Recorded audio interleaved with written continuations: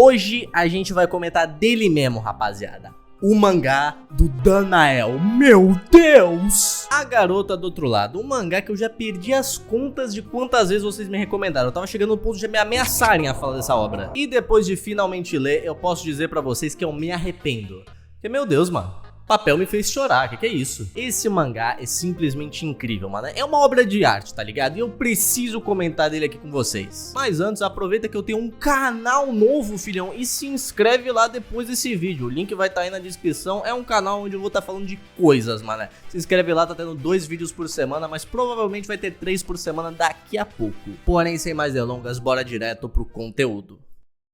Ok, vamos começar com uma arte, como sempre, que particularmente nesse mangá aqui, ela é diferente, tá ligado? Só de você bater o olho, você já nota que a arte ela é bem não convencional, tá ligado? É diferente dos mangás que a gente tá acostumado a ver por aí. E eu gosto bastante disso. As páginas são cheias de tipo, ou muito preto ou muito branco. Coisa que quando você vai lendo a história, vai fazendo mais sentido. Mas faz um bom tempo que eu não leio um mangá que faz isso de um jeito tão bom. Isso junto com o design dos personagens, que é sinceramente fenomenal, tá ligado? Tipo, tu vê uma espécie diferente, você sabe que ela é completamente diferente das outras, não só pela aparência, mas sim pelo jeito que eles são desenhados. É basicamente como se cada personagem fosse de uma obra diferente, um estilo diferente. Isso dá muita personalidade pra obra. E antes da gente partir pra história, eu já quero adiantar que o final desse mangá é fenomenal, maluco. Geralmente, quando eu leio um mangá, eu tento me divertir mais com a jornada em si do que o próprio final. O final sempre acaba dando um gostinho de, legal, acabou. Mas esse definitivamente não é o caso com a Garota do Outro Lado, filhão. O começo, ele é curioso, o meio é tocante e o final é maravilhoso, mano. Mas sem mais delongas, vamos logo começar a falar da história. Aqui a gente acompanha o Sensei, que é esse corvo aí, sei lá, você disse pipoca, cuidando dessa garotinha aí, a Shiva. E a vida deles era bem esquisita.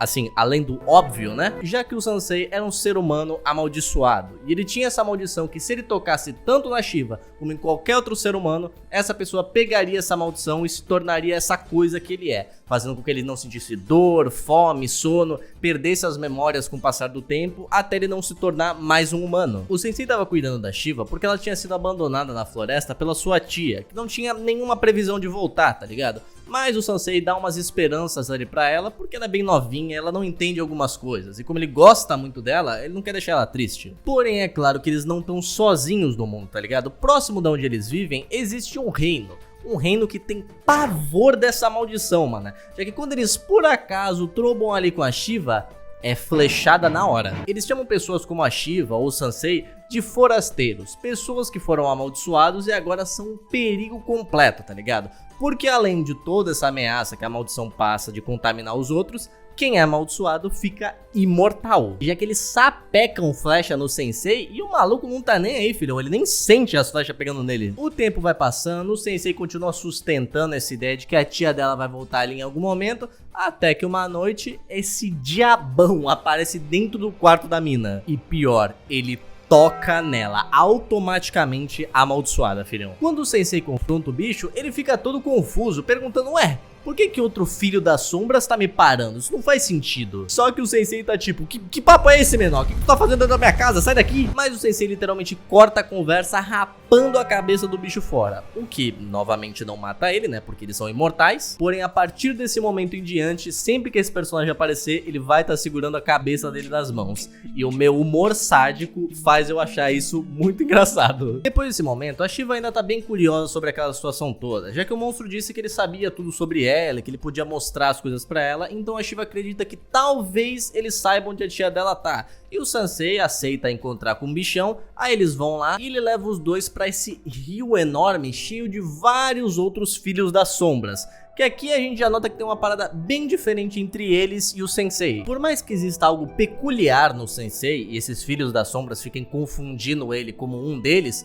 o Sensei é um mero humano infectado, e os filhos das sombras eles são gerados pela Mãe das Sombras, que é uma entidade divina que vive no fundo desse rio, mais exatamente nesse buraco aí. O Sensei troca ideia com os mano, ele não conclui nada com isso, a única coisa que ele entende é que os caras querem pegar a alma da Shiva pra dar pra esse buraco aí, coisa coisa que ele não deixa, obviamente. E os Filhos da Sombra simplesmente aceitam, tá ligado? Eles não vão usar da violência pra pegar a mina dele nem nada do tipo. Eles já estão felizes da alma tá ali andando por perto deles, tá ligado? Agora no reino, as coisas estão bem diferentes, filhão. Já que esse padre é sempre o padre, né, cara? É incrível. Diz que ele teve uma visão divina, que existe uma garota forasteira que pode acabar com a maldição de todo mundo, tá ligado? Essa era a garota do outro lado. Ah, eles falaram o nome do mangá, filhão. Bom, mas o Danael, o sensei, ele continua vivendo a vida dele ali numa boa, tá ligado? Ele fica pensando ainda sobre as coisas que os Filhos da Sombra falaram pra ele, sobre o fato da Shiva ter sido tocada por um deles e não tá mostrando que a maldição tá afetando ela, o que apesar de estranho, ele não tem muito que ele possa fazer, então ele vai vivendo numa boa. Isso até um dia, enquanto eles estavam andando na floresta, a Shiva ouviu uma voz familiar.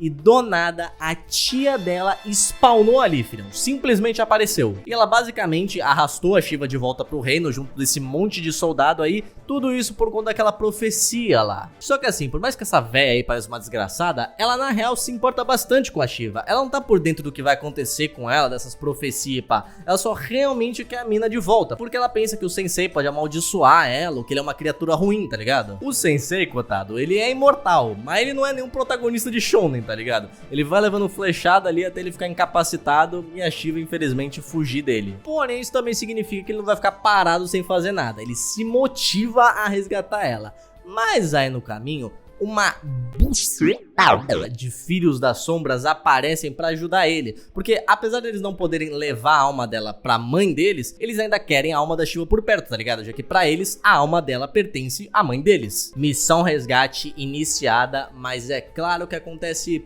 alguns contratempos no meio do caminho. Vocês lembram que a Shiva tinha sido tocada e ela não tava manifestando a maldição, o que significa que ela não tava amaldiçoada? Muito pelo contrário, filhão. Certo dia, ela acorda e a tia dela tinha se transformado completamente nessa criatura, viado. Por mais que ela não tivesse com a aparência mudado, ela ainda estava amaldiçoada. A diferença é que ela tinha uma resistência e a maldição demorava mais tempo do que o normal para aparecer nela. Mas ela ainda estava passando para qualquer pessoa que tocasse nela. Quando o rei fica sabendo que tem uma pessoa amaldiçoada naquela cidade, automaticamente ele e o padre botam tudo pro chão, mané.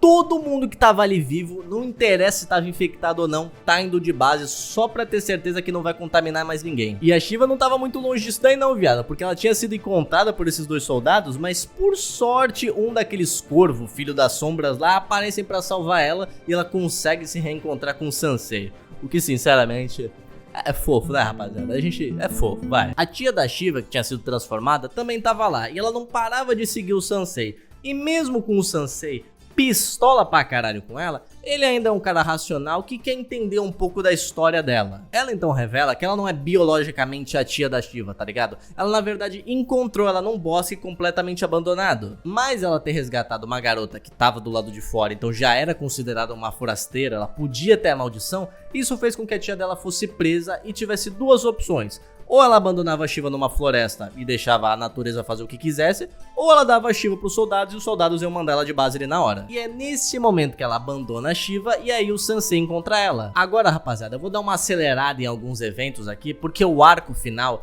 ele é fabuloso e eu quero muito falar dele aqui, beleza? Mas dando um pouco de contexto de alguns eventos, a tia da Shiva começa a morar com os dois, porém ela vai deteriorando muito rápido e a mente dela vai se autodestruindo ao ponto que ela vira uma árvore, o destino final de todas as pessoas que são contaminadas pela maldição. Coisa que já deveria ter acontecido com o Sensei, mas por algum motivo ainda não rolou. Já aqueles dois soldados que foram atacados pelos corvos quando a Shiva estava sendo resgatada, eles também foram amaldiçoados. E agora, como eles são imortais, eles estão dedicados a perseguir tanto o Sensei quanto a Shiva pro resto da vida deles, mané. Isso mesmo que eles já estejam contaminados e já sejam uma ameaça pro reino que eles estão servindo. Porém, os malucos estão tão lunáticos que pegar a Shiva e sacrificar ela vai trazer eles de volta ao normal, que eles vão fazer isso não importa o que. Isso faz com que ela e o Sensei vão para umas terras bem distantes E vai fazendo com que o Sensei vá ficando mais paranoico, porque a maldição tava começando a ficar forte demais no corpo da Shiva. Então, no desespero, um filho das sombras revela pra ele que ele consegue roubar a alma de seres humanos. E se ele pegar a alma de algum ser humano e colocar no pedaço da alma da Shiva que tá amaldiçoado, isso vai curar a maldição completamente. Acaba que ele não consegue fazer isso, a Shiva tá ficando cada vez pior, então ele toma uma medida drástica, mané. Ele tira a própria alma e dá pra ela, o que sim cura a maldição, mas agora ele virou uma casca vazia sem memórias, ele não sabe nem quem a Shiva é. E agora sem o Sensei perto dela pra proteger a Shiva, ela é facilmente pega pelos soldados. Chegando lá, os mano não perde tempo pra começar o ritual. Só que no meio do ritual, o rei, que não tinha coragem de mandar uma criança inocente de base, mesmo que aquilo supostamente fosse salvar todo mundo, ele desiste. E o padre fica pistola pra caralho, mano, de um jeito bem egoísta mesmo. E o rei começa a desconfiar dele, pensando que tem mais nesse sacrifício aí do que só salvar as pessoas. Então ele tromba o padre numa biblioteca secreta que nem ele sabia que existia no próprio reino. E aí, mano, ele é forçado a revelar toda a verdade pro rei. Nos primórdios do universo, o mundo era dividido por duas entidades. O pai, criador da luz, e a mãe, criadora da sombra. Ambos estavam se ajudando para criar tudo que existe, até eles criarem a vida, que era um pedaço de cada um deles. Mas isso acabou fazendo com que eles brigassem e entrassem numa guerra divina, onde o pai subjugou a mãe e roubou dela toda a sua alma. Mas mesmo derrotada, isso não impediu a mãe de roubar o corpo do pai. Daí em diante, a mãe usou o corpo do pai para criar os seus filhos das sombras, e o pai usou a alma da mãe para criar aqueles que viviam dentro do reino. Então a mãe quer a alma da Shiva porque aquilo faz parte dela, mas ela não vai usar de violência para roubar isso da garota. Porém o pai, que quer o corpo dela, que é dele, usa da religião e dos seres humanos do reino pra forçar eles a fazerem atos hediondos, mané. Não tem essa se a Shiva quer dar o corpo dela ou não, ele não tá dando opção. Então o padre não tá fazendo esse sacrifício pra salvar a humanidade da maldição. Ele quer dar o pedaço do corpo que era do deus que ele acredita de volta pra ele, mesmo que isso signifique sacrificar a Shiva. Mas talvez vocês se perguntem, por que a Shiva? O que ela tem de especial? Alguns eventos acontecem, a Shiva consegue fugir do ritual e a primeira coisa que ela faz é encontrar com o Sensei, onde ela dá a sua alma de volta pra ele, se transformando nessa coisinha fofa aí. Esse bicho aí foi a criatura que amaldiçoou o Sensei quando ele era um humano, mas ele amaldiçoou de um jeito diferente, não foi só com um toque. Ele roubou a alma do Sensei, o que fez com que ele se transformasse na Shiva. Em troca, ele deu a cabeça dele pro Sensei, o que fez com que ele se transformasse num filho das sombras, mas com memórias e lembranças de um ser humano. A Shiva era a única pessoa no mundo que era um humano de verdade. Ela não era um forasteiro, nem alguém de dentro do reino. Ela era o que a vida era planejada para ser pelos deuses. Um pedaço de cada um junto em uma coisa só. E é por isso que ela é tão importante pros dois deuses. E o Sensei fica maluco quando ele descobre isso, tá ligado? Porque ele quer a Shiva de volta, mesmo que a Shiva tenha sido a criatura que amaldiçoou ele a princípio. Então o bichão, com um restinho de alma que ele tinha ali da Shiva dentro do corpo, pergunta: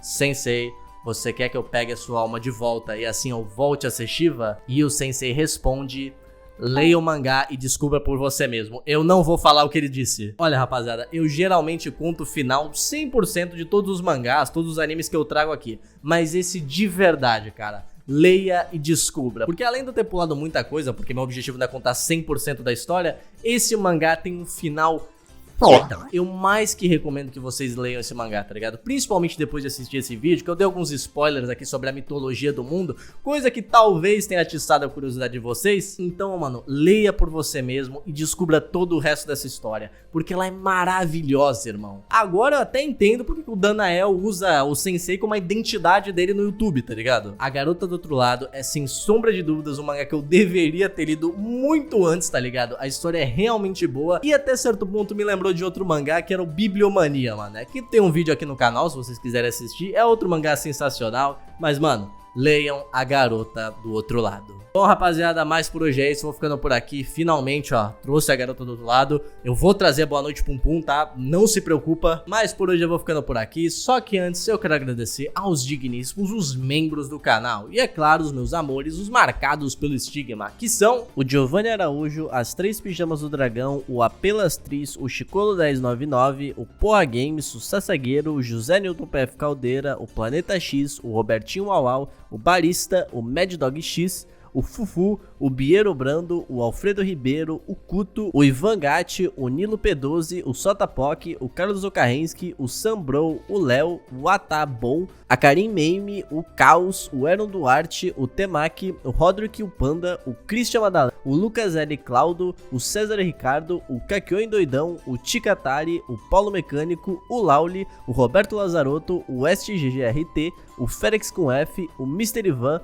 o Fred Dib, o Sr. Peste, o André Cid Santos, o Richard Cutter, o T-Beast, o Robertinho Zip, a namorada do Porra Games, o Ryuzu Ken, o Epicurrent e o Cafeína Líquida. Muito obrigado pelo apoio, rapaziada, por ajudar aqui eu na criação de conteúdo. A ajuda de vocês, ela realmente é muito importante aqui pro canal. De verdade, eu não tenho nem como agradecer o suficiente pra vocês, mano. Vocês não imaginam a diferença que vocês fazem aqui, viado.